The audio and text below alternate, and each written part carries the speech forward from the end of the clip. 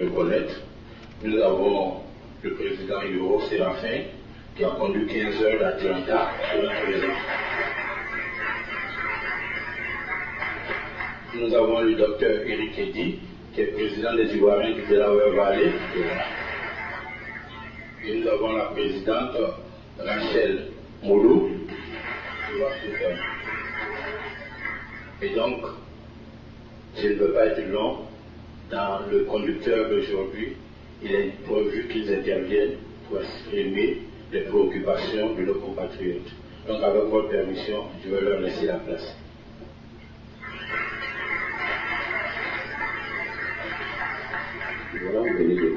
Voilà, Monsieur le Président, M. Traoré-Demba l'a déjà dit.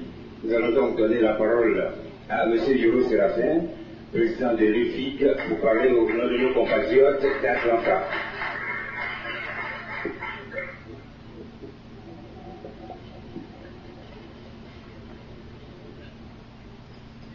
Excellence, Monsieur le Président de la République de Côte d'Ivoire,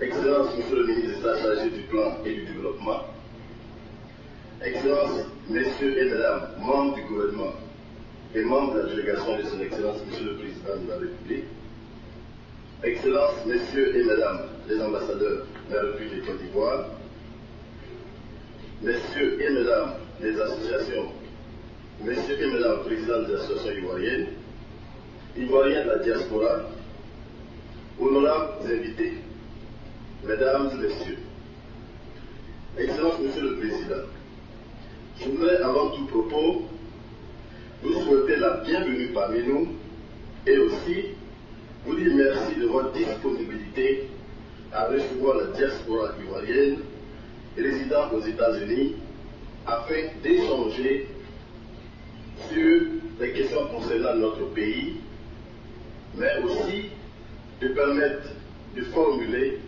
des doléances pouvant faciliter le retour de milliers d'Ivoiriens désireux de participer à la construction de l'édifice ivoire.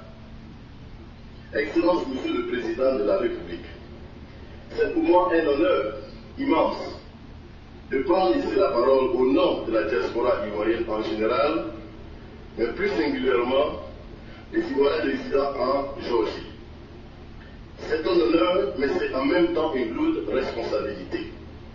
Et pour paraphraser le professeur Néroland Bois de la griotique, Kassambia Kassa, toute parole est parole. Kassambia Kassa, toute parole est bonne ou mauvaise.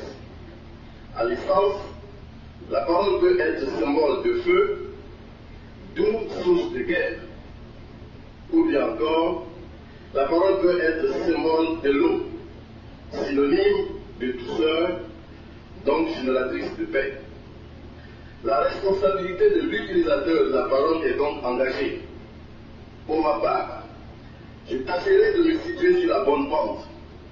Je suis aussi conscient de ce que je suis devant une assemblée aussi diversifiée dans sa composition intellectuelle que jugementale.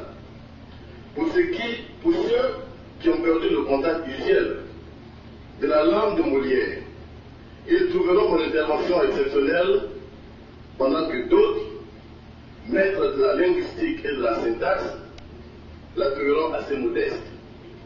En tout état de cause, je voudrais avant tout implorer l'indulgence, en particulier de ceux qui trouveront mon propos assez simpliste.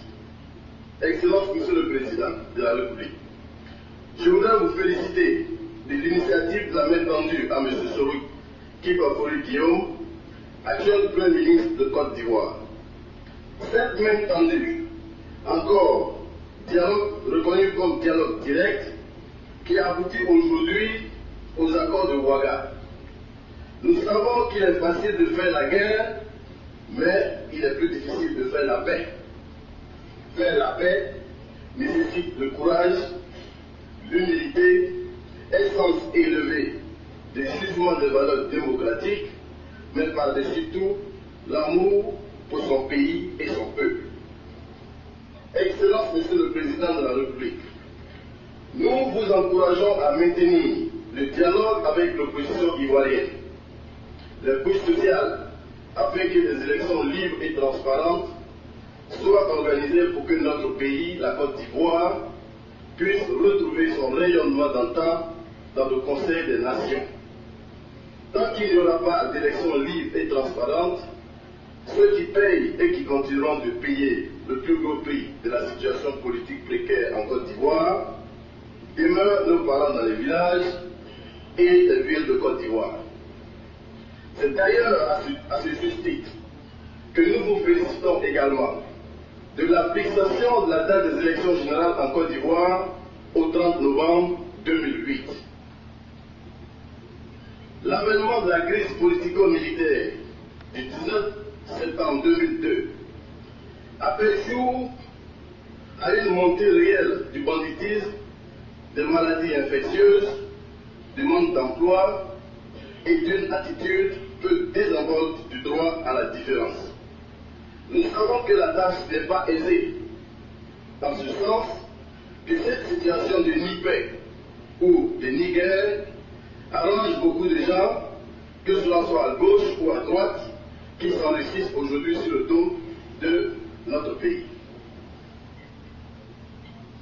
Nous vous encourageons à mettre tout en œuvre pour que le processus enclenché puisse avancer. Excellence, Monsieur le Président de la République, en Géorgie, où je réside, notre communauté est estimée à un peu plus de 4500 Ivoiriens. Vous trouverez en Géorgie une communauté assez solidaire, avec une frange estudiantine montante, qui honore chaque jour notre pays sur la base des résultats acquis dans des domaines diversifiés dans les universités américaines. Nous avons des Ivoiriens chefs d'entreprise ou bien des Ivoiriens responsables dans la haute administration américaine. Tous, nous nourrissons la volonté de mettre nos compétences au service de notre pays. Et ceci est valable pour l'ensemble de la diaspora aux États-Unis. D'abord, permettez-moi, Excellence, Monsieur le Président, de vous dire merci d'avoir nommé un des nôtres, Son Excellence M. Amafou Kofi, consul honoraire à Los Angeles. Excellence, Monsieur le Président de la République, nos doléances sont les suivantes. 1. Un consul honoraire pour les 8 États du sud-est des États-Unis avec résidence à Atlanta.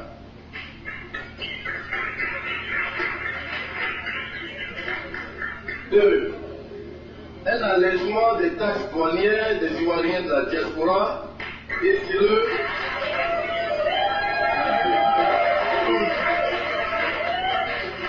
2. Un allègement des taxes douanières des Ivoiriens de la diaspora désireux de participer à la construction du pays et aussi pour des opérateurs qu'ils amèneront en Côte d'Ivoire.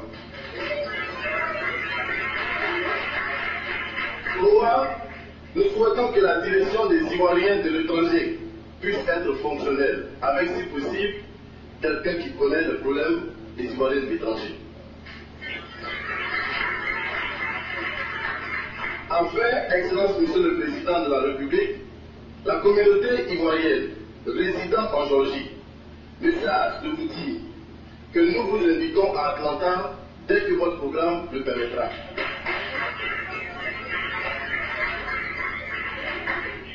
Vive la diaspora ivoirienne vivant aux États-Unis, vive la paix en Côte d'Ivoire, vive une Côte d'Ivoire unie et indivisible.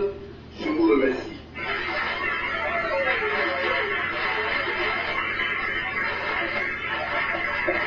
Nous avons les entendre M. Jérémy, il est le président de l'Union fraternelle des Ivoiriens de la Géorgie. On a félicité le président.